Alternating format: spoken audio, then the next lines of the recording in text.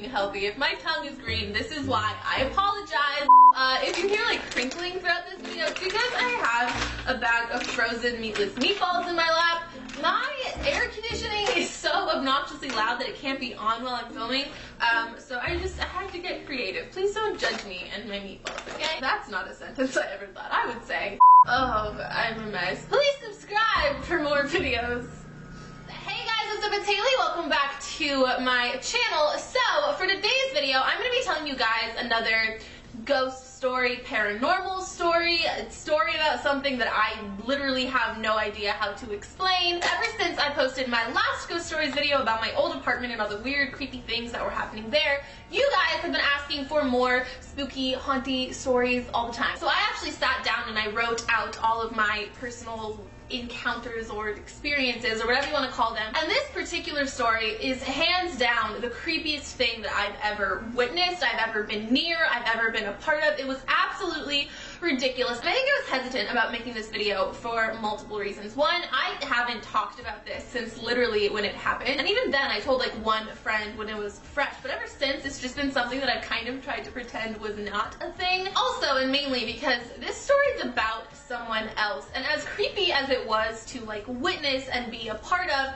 I can't imagine how scary it must have been to go through. I'm going to change everybody's names in this. I'm saying that as if I'm relevant enough for that to matter and be a thing, but I'm just going to in case. So I felt weird about that, but because I love you and I want you to be happy, I'm going to tell you this story anyways. So this took place the summer after junior year of high school. I was still living in Massachusetts, and I had a group of 5 friends, and we were absolutely inseparable. This entire summer we did everything together. There were 3 guys, myself, and then another girl. For the purpose of the story, you only really need to know about one of the guys and then the girl. We'll call the girl Cassidy, and we'll call the guy Lewis. Okay, so basically, I'm sorry if like my energy goes down a lot when I'm telling stories like this.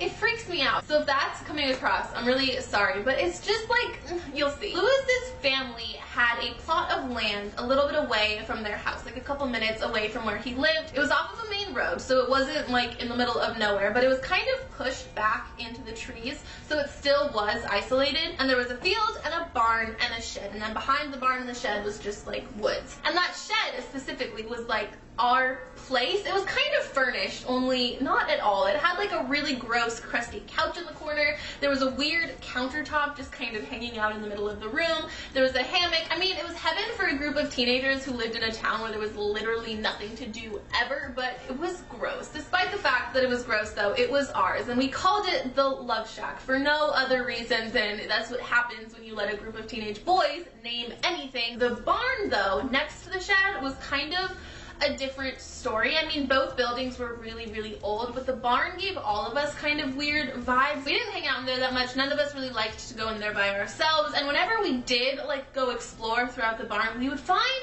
the weirdest, creepiest little things. One of my friends found a human tooth one time, like wedged into the floorboards of the top floor of the barn. It was just a very weird building that none of us were huge fans of. Even the Love Shack sometimes gave off weird vibes, but I think because we just loved hanging out there so much and it was like our little place, we blew it off or just didn't think about it or pay attention to it. But Cassidy, whatever energy was going on in that area, she was like extra aware of it. She didn't like it there at all. Like, she would go with us because we would hang out there so much and she wouldn't want to be left out. But even when, like, as soon as we arrived, she was just instantly kind of on edge, and she would always follow one of us around. She just never ever wanted to be alone when we were there. Just always like, I'm like big on feelings and vibes, and she was just on another level. She was just super sensitive to whatever it was that was happening in that area. She would hear stuff all the time, and then she would ask us if we heard it too, and we would say no, and then she would just kind of brush it off. When we asked her like what she was talking about, she wouldn't really get into it. There was this whole thing with the hammer that like we all saw in one place, and then we all saw immediately completely on the other side of the room, but she was the only person who saw it actually move. She on more than one occasion was convinced that there was somebody standing outside the door of the Love Shack, and there's like a window on top of the door,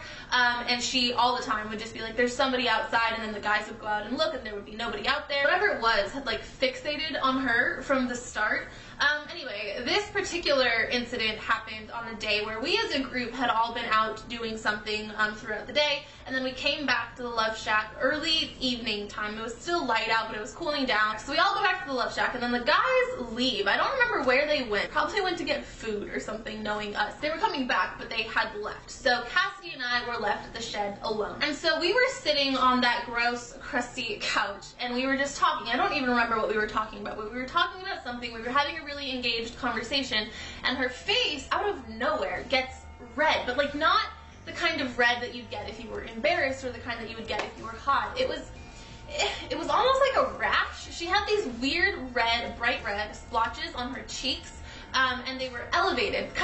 They looked almost like irritated bug bites, and I immediately was just like, hey, are you okay? Like, your face is freaking out. Are you allergic to something? Like, are you feeling all right? And it was in this exact moment that things like got creepy. She, first of all, started talking weird. She kept our conversation going, but her voice changed. I don't know how to explain it. It was still her voice. It was just really airy and breathy and like lighter than usually she would talk. She was kind of talking like this, and there was no reason for her tone to have changed. Too, she didn't acknowledge whatever was going on her face. Like, I told her she had a rash. I told her it looked like she was having an allergic reaction. She didn't touch her face. She didn't go up and look at her face. She just completely brushed it off. She was like, oh, no, it's fine.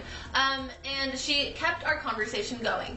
And she was talking like herself. Like, the things that she was saying were completely within character. And so she keeps up our conversation for a minute or two, and then she says, let's go upstairs. And we're in a shed. There is no upstairs, and there's no way to get on the roof either. I tell her that. She brushes it off weirdly again. I think she said something like, oh yeah, I know, of course. And then she keeps talking. Another minute goes by and she says it again. She's like, oh yeah, by the way, let's go upstairs. Oh, leaf blower, I'm so glad you're back. We keep talking. She keeps asking to go upstairs. I keep telling her that there is no upstairs for us to go to. She keeps acting like absolutely nothing weird is going on. And then all of a sudden, she gets up and she starts walking towards the door. She doesn't say anything. She just stands up and starts walking to the door of the shed. And I asked her where she's going, and she says she has to go to the bathroom. That was reasonable because the Love Shack had no bathroom. So if you had to pee, you would just walk into the woods and go. Cassidy, however, always asked me to go with her because, like I said, she never wanted to be on her own. And I asked her if she wanted me to go with her, and she said no, which was just so bizarre, like off the bat. And so she just heads out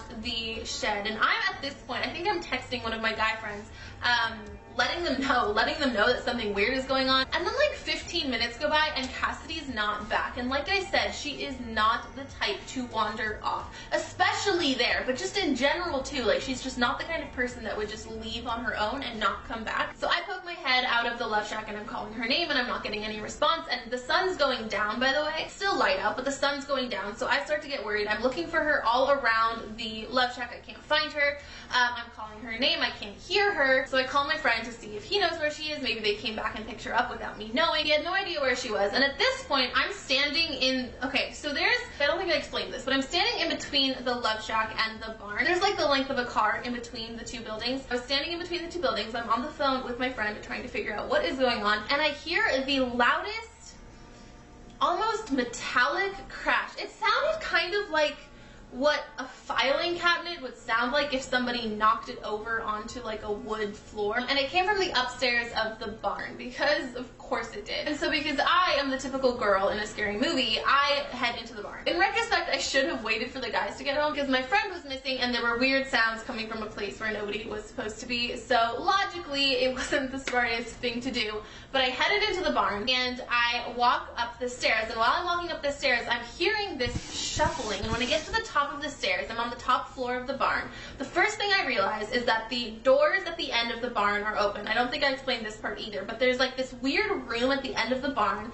that was kind of like the size of a large closet. And even though we didn't really go into the barn anyway, we all knew that we weren't supposed to go into those back rooms really ever, but especially not alone, because there were actual holes in the floor like leading down to the first story that you could fall through. But by the way, it was in that room that my friend found the tooth, and usually those doors are closed. I think they're even locked normally. And I walk up there and they are open, and I'm still hearing this shuffling sound.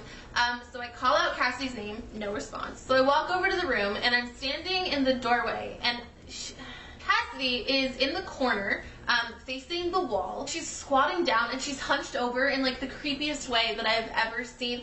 By the way, she's a really small person. She's really thin and she's really, really short. So she was bent in a way that like, she almost had the same posture as like Gollum from Lord of the Rings. Like she was just really hunched over and just, it didn't look right. She was looking at the ground and she was like petting the floor almost. I don't know how to explain that. Like she wasn't scratching, but she was rubbing the floor. And the floor was so dirty that that was like the shuffling sound that I was hearing, was her just like rubbing the floor weird and like moving all the dirt around. I call her name again. She doesn't respond. So I yell her name and she stands up, turns to face me, and she flips her hair. And this is like the part that I don't know how to explain without sounding schizophrenic, but she flips her hair, and she has really, really long blonde hair. She flips her hair, she does this, right? Most of her hair settles normally, but there's a chunk of her hair like draped. It was kind of like this, but she had much longer hair than I did. It was actually further away from her than that. It looked like it was draped over somebody's head, like somebody that I couldn't see, somebody that was standing right next to her, and it was the creepiest thing I've ever seen in my life. It was so, I screamed, and I think when I screamed, she like jolted awake or something. She twitched a little bit and then she just seemed to be kind of normal, but she was really confused. She didn't know how she got in the barn. She didn't remember leaving the Love Shack, and she was just generally really disoriented. And I kind of told her what happened, and she just seemed very weirded out by the whole thing, so I didn't get super detailed. I never told her about the hair thing because I didn't want to freak her out. She was already really freaked out and I didn't want to make her more upset. And then the guys arrived like 3 minutes after she was normal again, and yeah, I don't know, she never came back to the Love Shack after that. She never wanted to go. Like we would take her home before we went, and then we all just kind of started hanging out at my house. Like she just really didn't want to be there. I mean, I don't know, because here's the thing. I believe in like spirits and stuff like that, but I never thought that people could be possessed by them. It's just not something that I